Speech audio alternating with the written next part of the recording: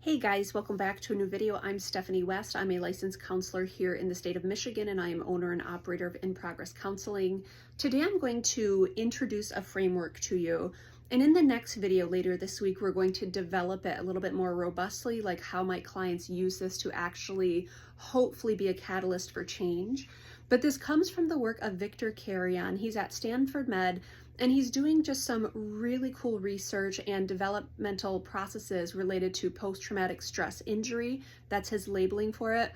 We would typically refer to it kind of in the field right now as PTSD. It's also been renamed PTS, post-traumatic response. There's a lot of different ways it gets labeled, but what it means is historically something traumatic or a series of things that incited a trauma response have happened, and now in real time there are things going on in my present that are influenced by that history.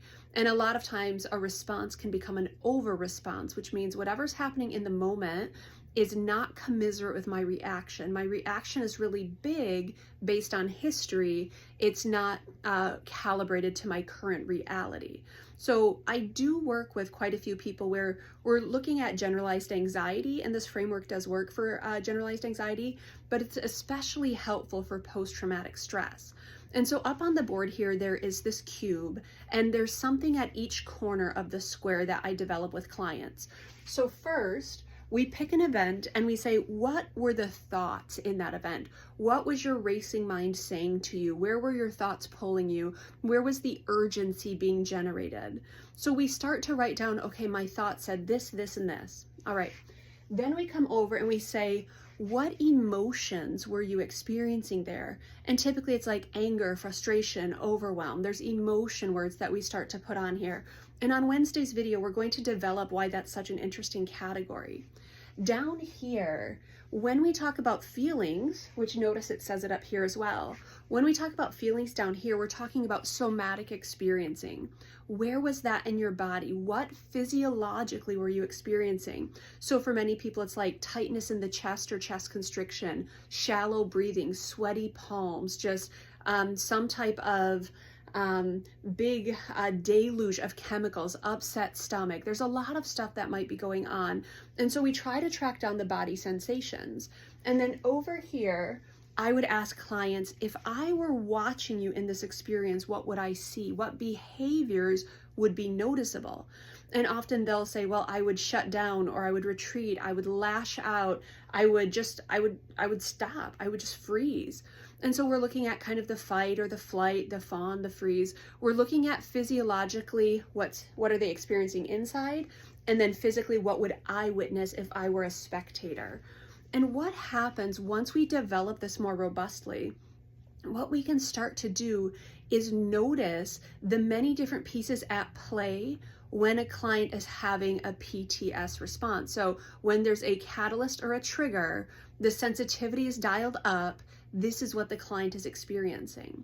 And so this is something that you personally can take into your personal life and develop these 4 different domains when you experience a response or reaction that is not commensurate with what's going on in the moment. So you are oversensitive, or there is a hyper arousal at play. You can develop, okay, what is that actual experience for me? These are the thoughts that I'm thinking. This is what my emotions are. This is physically what I'm feeling in my body. And these are the behaviors that you would see. Now think of this as a powerful communication tool when you are in a relationship where someone doesn't understand that this is what's going on for you. And you start to paint this picture of, I'm not myself in that moment. I'm this racing thought, physiological dysregulation. You're going to see me shut down because this is what I'm feeling. It's powerful for you to understand that. It's powerful to invite other people into that.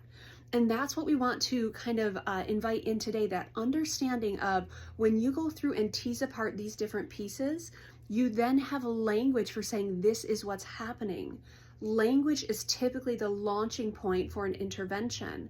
Once I know that this is what's going on, I can put language to it, that idea of name it to tame it, and from there I can start with the actual interventions. But understanding what's happening in my person understanding what's happening in my mind, so my cognition, my physiological functioning, and then kind of my responses to that overwhelm.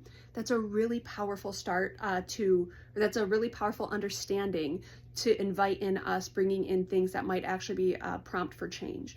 That got really wordy. Hopefully it's helpful. And then tune in on Wednesday for the actual application piece. We can make a lot of cool movements once this piece is filled out.